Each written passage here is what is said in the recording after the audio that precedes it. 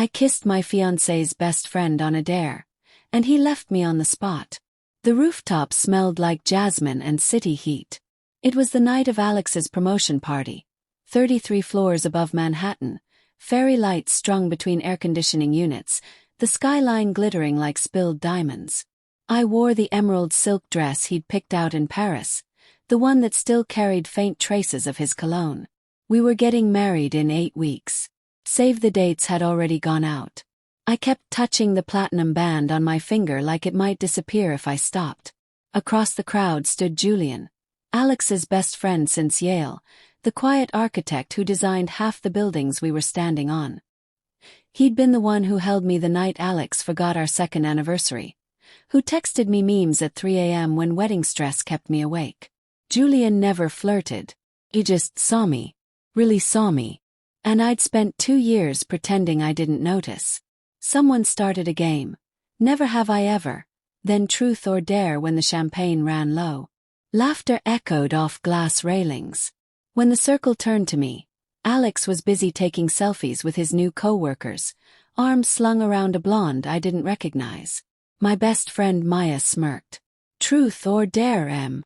Dare, I said, reckless from the bubbles in my glass. Maya's eyes gleamed. Kiss the one person here you're not supposed to want. The rooftop went electric. I laughed it off, come on guys, but the chant started anyway. My gaze found Julian without permission. He was leaning against the ledge, city lights painting silver across his cheekbones, watching me with that steady, heartbreaking calm. He didn't move, didn't smile, just waited like whatever I chose would be okay with him. I crossed the roof anyway, heels clicking on concrete, wind whipping my hair across my face. When I reached him, the noise faded to a heartbeat in my ears. Up close he smelled like rain and graphite pencils. His eyes, storm gray, asked a question he'd never voice. I answered by rising on tiptoes and pressing my lips to his. It wasn't a dare anymore. It was gravity. His hands found my waist like they'd always belonged there, gentle but certain, pulling me in until there was no space left for pretending. I tasted champagne and honesty and 8 weeks of almosts that suddenly became yes. When his thumb brushed my cheek, I felt myself unravel, thread by thread, into someone I'd been too afraid to meet. We broke apart only when someone gasped. Alex stood 6 feet away, champagne flute shattered at his feet, shards glittering like broken stars. The blonde was gone. His promotion smile had died completely. He looked at me, then at Julian, then at the ring I'd stopped twisting. Alex! My voice cracked on his name. He didn't scream, didn't curse. He simply turned, walked to the elevator and pressed the button. The doors slid open with a soft ding. He stepped inside. They closed. The hum of the party restarted around me, but I was already underwater.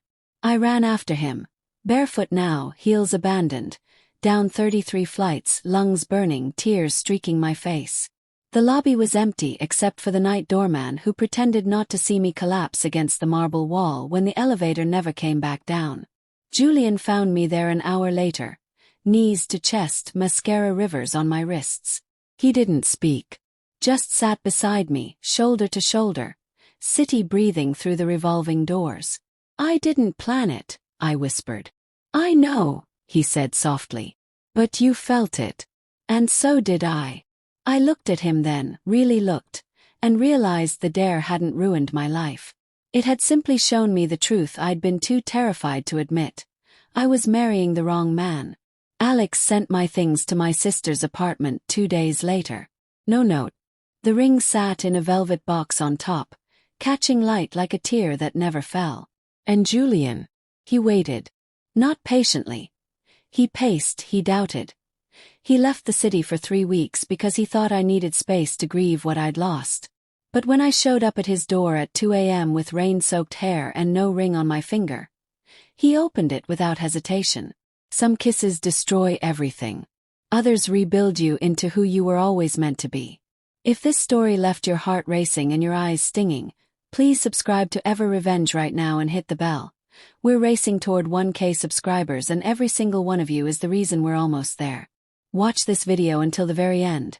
Drop a comment telling me what you would have done on that rooftop, and let's keep sharing these raw, beautiful, life-changing stories together. Thank you for feeling this with me. I'll see you in the next one.